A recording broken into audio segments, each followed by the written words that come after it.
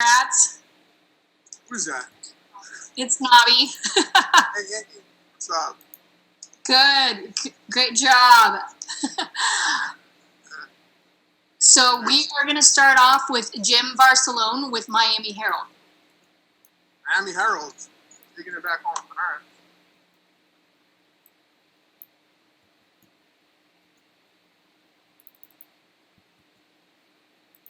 Excuse me. All right. Jim, you're unmuted.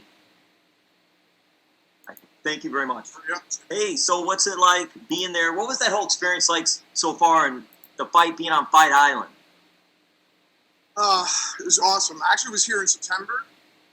When the UFC was here in September, so I knew what it was going to be like to fly here. I took the same airline, so like some of the stuff was kind of similar. You know, I remember the airport. We're across the street from the hotel that we stayed at last time, so I was like, you know, it was pretty familiar.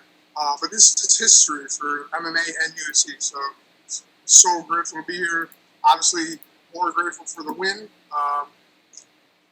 and it's been awesome. Crazy time, but awesome. How did you feel about your fight? I mean, you went right through it there. You got the big decision. How did you feel, though, with what you were able to do there? You know, I went through so much, so obviously coming away with the decision, and it was a 30-26 every round, so I crushed him. I got hit with an uppercut that actually really stung me, and he threw on the guillotine. So I was kind of facing a little adversity, but I did that all week and for my whole life. So, you know, we drilled guillotine defense nonstop. She's got like 10 or 12 guillotine submissions. So I did what I had to do. I wanted to finish. I was really kept saying, my hurt him. Didn't get to finish. 30-26 though, pretty clear win. So I'm happy, but I'm not. So I want to finish. This was a featherweight bout, but you're also a lightweight. No, I fought a lightweight before, but this is the weight class I should have been. 55 guys up there. They're long vacation, and I'm looking up at them. So at this level, you know, back in the regional scene, I'm able to out technique guys, even if they're bigger than me. But where do I find the advantage when the guys are really technical and really big? You know, so I have to go to. I have to be. I should have been at 45 this whole time. So I'm finally back. Got a great win and here to stay.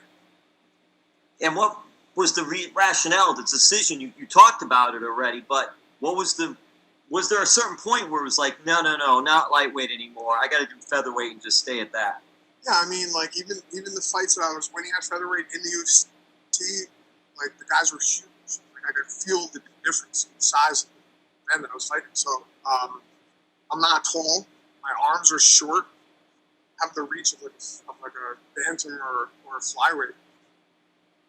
So, you know, I have to be able to use certain abilities that I have to win fights, and in order for me to do that, I'll be most successful at 45. Training for this fight, were you training in South Florida or were you training elsewhere? South Florida, Sanford MMA. I had a great camp. I was supposed to fight May 16th. We were training nonstop. All the guys were in the gym, all my coaches. Then, you know, COVID started getting really bad when Florida opened back up in early May. And, you know, we were good for a while. We're healthy people. Gym super clean, constantly cleaning. But eventually, it started catching up and people started getting testing positive. And I had to stay. The last 2 weeks of camp, I stayed away from the gym. I didn't go to the gym at all. So, but Sanford MMA, big shout out to them. And just happy to represent them and W. And Sanford MMA was Hard Knocks 365, and now you're training in Deerfield Beach then, correct? A new facility out there? Yes, sir. What is that new facility like? I have not been out there. I was at the old one in Fort Lauderdale, but not this one. Insane. So just our space, they're 20,000 square feet. Huge cage, full-size UFC cage. Huge mat space, bags, galore, machines. You have turf. There's a huge lobby that's beautiful. Then on the other side of the lobby is Barwis Methods, which we share the space with. They got NFL, MLB, NHL guys in there. Every machine that you could think of, insane trainers, and it's a dream to be down there. It's the most amazing facility I've ever been. And Sanford MMA is partnered with is an orthopedic group.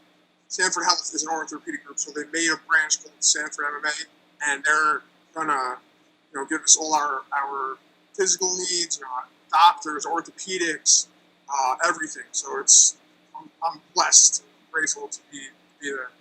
Yeah, well, a couple more questions, and another time we'll talk all about that, because I think it's a really cool concept with Sanford MMA and orthopedics and all. But what made you decide, hey, South Florida, I'm going to come down here, Hard Knocks at the time, and start training there and doing that? I have a lot of history in Florida. My brother lives there, but most importantly, my fiance lives there.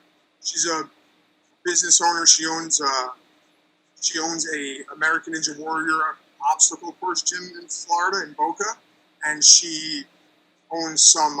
She's a landlord. She owns a couple of units out there, a couple of apartments by FAU.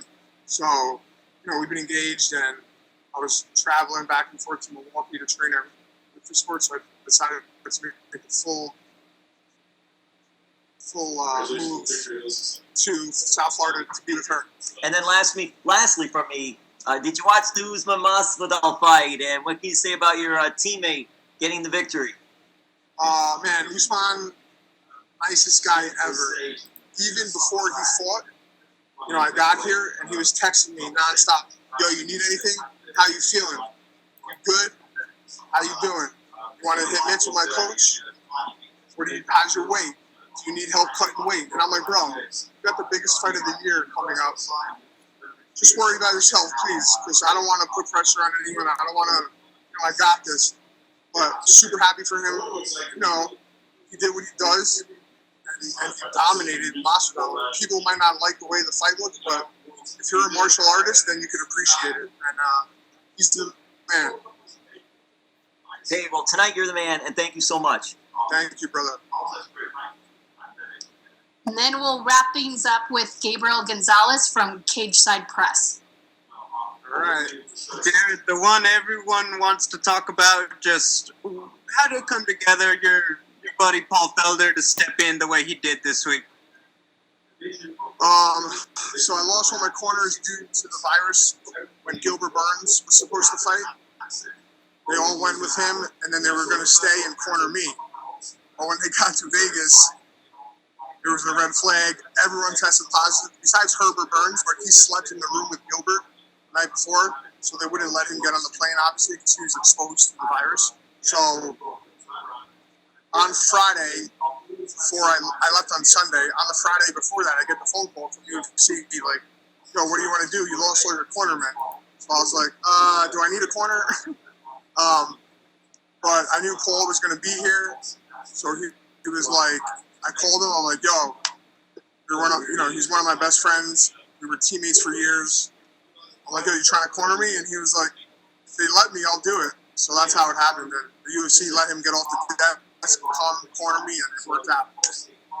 I mean, I think a lot of people are saying that probably is one of the best moments of the year. I mean, how do you say thank you to a buddy like that, doing some, given all the circumstances? And the other two corners who I know you've never worked with, but they stepped up for you too. Well, actually, Gary Tonin, one of my corners, I trained with him for years. Oh, okay. So he just so happened to be here cornering someone else.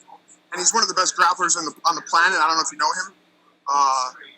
He's an animal. And so, he knew my game. He knew what I was good at, what we should watch out for. He's a genius. So at guillotine defense I showed today, we went over that nonstop. Eric Nixick from Vegas cornering Danny Ige tonight. I know him. We're friendly. We never worked together, but we clicked right away, and everything worked out. The only thing I could do is just give them hugs. I love Paul. I love Eric now, and Gary I've known forever. I love him too. So it worked out, man. It's an insane time. The final one for me. We know that you've had quite a few just things going on, not just with the corner, but with your family and all that. Can you just describe the feeling to be on the other side of this? You have a victory on this big stage that has everyone's attention, Fight Island. Just how do you put it into words to be at this point? I just feel grateful and blessed now. I'm giving it all to God because He's the one He's why I'm here, you know? It's the only reason I'm here is because of Him. So everything, all the glory goes to Him, and I'm just grateful, man. So that's all I can say. Jared, that was a great performance. Congratulations, man. Thank you. Appreciate it. Jared, that's all we have for you. Congrats again, and go celebrate. All right. Thank you so much.